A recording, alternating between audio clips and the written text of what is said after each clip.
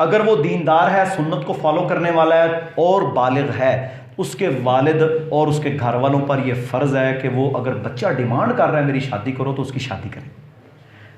बच्चा जब डिमांड करता है तो वो क्यों करता है कि उसकी रिक्वायरमेंट है निकाह। अगर आप उसकी डिमांड पूरी नहीं करेंगे, किस बात पर, अभी पढ़ रहा है, लिखेगा, पढ़ेगा, नौकरी करेगा, मकान बनाएगा, ये करेगा, वो करेगा, तो क्या होगा, एक वक्त ऐसा आएगा कि वो जिना और बदकारी में शामिल होने का उसका यकीनी खदशा है और उसके जिम्मेदार उसके पेरेंट्स भी होंगे।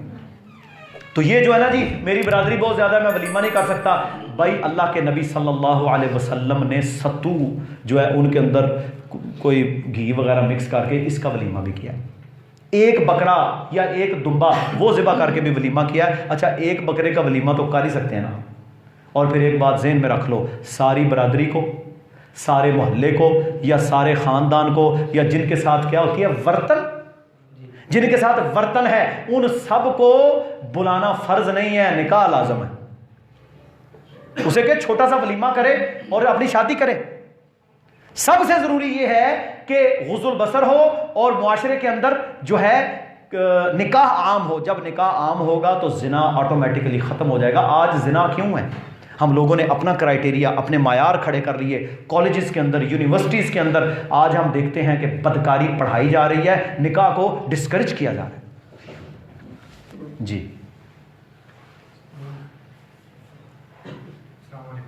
सलाम। डॉक्टर साहब, आपने जो चीज़ें बताई है, तीन क्या मजाक में कहें या सीरियस कहें, निकाह, तलाक और रुजू, ठीक है, दो चीज़ों में समझ आ गई। निकाह का हम कहते हैं कि जब तक हमारा वली ना इजाज़त दे तो निकाह पॉसिबल नहीं है।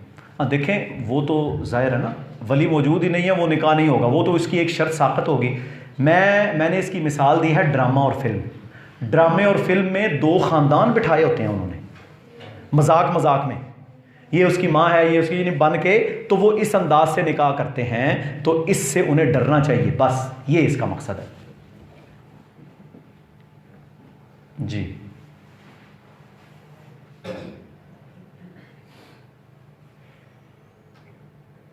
तलाक का इशू है। अभी मुझे लगता है गालिबन अक्सर वो हैं जिनका अभी निकाह भी नहीं हुआ। लेकिन मेरे भाइयों, आपने आज सुना है, जो याद रखेगा ना वो अपनी शादी के बाद इंशाअल्लाह इन बातों को याद रखेगा तो उसकी ज़िंदगी बड़ी आसान हो जाएगी। उसे पता होगा कि मैंने तलाक देनी है, नहीं देनी, क्या उसके अहकाम व मसाइल हैं, फिर इंशाअल्लाह तलाक होगी नहीं। इस्लाम बेसिकली तलाक को डिस्करेज करता है। हाँ जी, तलाक जो है वो इस बेस पे दी जा सकती है कि हमारे पेरेंट्स की वो खिदमत नहीं कर रही या घर में ऐसे माहौल नहीं जो है ना मामला। देखें जी, ये हर फैमिली के अलग मसाइल हैं। पेरेंट्स की खिदमत, अब इसका मेयार पेरेंट्स का क्या है? देखें ना, बाज़ पेरेंट्स हमारे भी तो ज़्यादती करते हैं ना। वो कहते हैं कि बच्ची जो है बेटी से अपनी टांगें ना दबवाना और नौ को दबवाना, ये भी तो गलत है। ठीक है जी। अच्छा, बेटी जो है उससे सारे कुंबे के कपड़े ना धुलवाना कि धी नूं ठंड लग जाएगी, और नौ नूं कहना कि नहीं तू हुण जानवरों की तरह काम कर, ये भी तो ज़्यादती है ना। यानी बैलेंस रखें, बैलेंस रखें। पेरेंट्स के लिए भी तो कुछ ना कुछ अल्लाह ताला ने वो रखी है। वैसे अगर कोई खामद अपनी बीवी से कहता है कि तू मेरे माँ बाप की खिदमत कर, तो उस पर फ़र्ज़ है अपने खामद की बात माने, उसकी इताअत करे। लेकिन फत्तकुल्लाह मस्ततातुम, अल्लाह ने उसूल बयान किया है कि तुम अल्लाह से डरो जितनी तुम में इस्तात है। एक औरत है बेचारी, उसने, देखे ना, हम आज के माहौल को देखते हैं, उसके बच्चे भी हैं, उसका खामद भी है। उसने अपने बच्चे, अपने खामद, उनकी बीमारी, उनके नखरे, अच्छा ये पहले बच्चे नहीं हैं, ये जदीद नस्ल है जिनके नखरे अब डिफरेंट हैं। अच्छा, उसने ये भी झेलने हैं, फिर उसने कंबाइन फैमिली सिस्टम में सारे ख़ानदान को भी झेलना है, और फिर जाके सास ससुरा, सास ससुर, उनकी भी खिदमत करनी है। अब सास ससुर को कम अज़ कम ये इंसाफ तो करना चाहिए ना कि ये बेचारी अब सुबह से लेकर शाम तक बच्चों ने से तंग किया। अच्छा, बाज़ दफ़ा क्या होता है भाई, हमारे भी बच्चे हैं, बच्चा ऐसा बीमार होता है, आपको पता है बच्चा बीमार हो जाए वो चिमट जाता है माँ के साथ, उतरते ही नहीं। अच्छा, आप उसे नीचे रखेंगे वो रोएगा, उसको 103 बुखार है, दवाई देनी है, पोटी कर दी, हूँ जनाब सास सौरा कह लो जी इन्हें सानू नाश्ता नहीं आज बना के। उसका ये भी तो देखो, वो बेचारा तुम्हारे पोते या पोती को संभाल रहा है, संभाल रही है। तो ये इंसाफ अगर होगा ना, और अल्लाह ताला ने बड़ा कमाल कुरान मजीद में इरशाद फरमाया है, ला यजरिमन्नकुम शनआनु कौमिन अला अल्ला तअदिलु इअदिलु हुवा अक़रबु लित्तक़वा। किसी कौम की, किसी शख्स की दुश्मनी या उसके साथ अदावत तुम्हें इस बात पर आमादा ना कर दे कि तुम इंसाफ का दामन छोड़ दो। अल्लाह, इंसाफ करना है, फरमाया इअदिलु, अदल करो, हुवा अक़रबु लित्तक़वा, ये तक़वा के सबसे ज़्यादा करीब है। तो अदल करना चाहिए सास सहुरे को भी। हाँ, ऐसी नौ, ऐसी बहू जो बदतमीज़ हो, जो मुंह फट हो, जो ताकत कुव्वत इस्तात वक़्त होने के बावजूद भी सास ससुर की खिदमत ना करती हो, या खामद के सामने तो बड़ी वो जनाब खिदमत करे और बाद में उनके साथ बदकलामी करे, ये भी नाजायज़ है, ये भी नाजायज़ है। और ये नहीं कि फ़ौरन ही अब तलाक दे दो, उसे समझाएं, वो बेटे को बताएं, बेटा उसे समझाए, उसे बताए, तरबियत करे उसकी। अगर फिर भी वो एक वक्त तक भी नहीं समझती और वो जनाब अपने खामद की इताअत नहीं करती, तो फिर उसके पास राइट मौजूद है, वो अपना एक तलाक दे के उसे थोड़ा सा आजमाए, इद्दत उसकी घर में पूरी करवाए। शायद बाज़ औरतें, मेरे भाइयों, ये एक ना आखिरी टूल है, ठीक है जी। बाज़ औरतें जब एक तलाक दे दी जाए तो वो डर जाती हैं, और बाज़ औरतें फिर जो जिन्होंने नहीं बसना होता तो वो फिर नहीं टलती, तो वो फिर आखिरी हथियार तो है बाहर।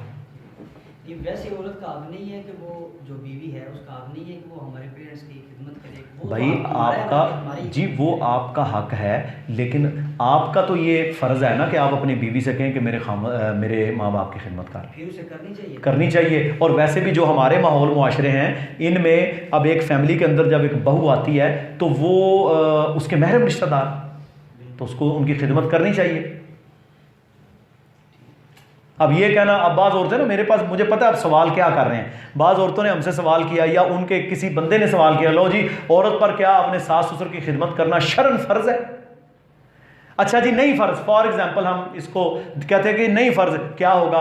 हमारी इस सोसाइटी के अंदर, मुआशरे के अंदर तो ये मुमकिन ही नहीं है कि वो आप कहे कि जी मेरा अपना है, आपका अपना है। इसमें फिर बड़ी आगे सिस्टम है। एक ऐसा मर्द है जिसके माँ बाप काफिर हैं, एक ऐसी औरत है जिसके माँ बाप काफिर हैं, ठीक है जी। अब उनकी खिदमत करना, क्योंकि वो हैं ही काफिर, उनके साथ तो उसकी वो वलायत तो नहीं है इस्लाम वाली।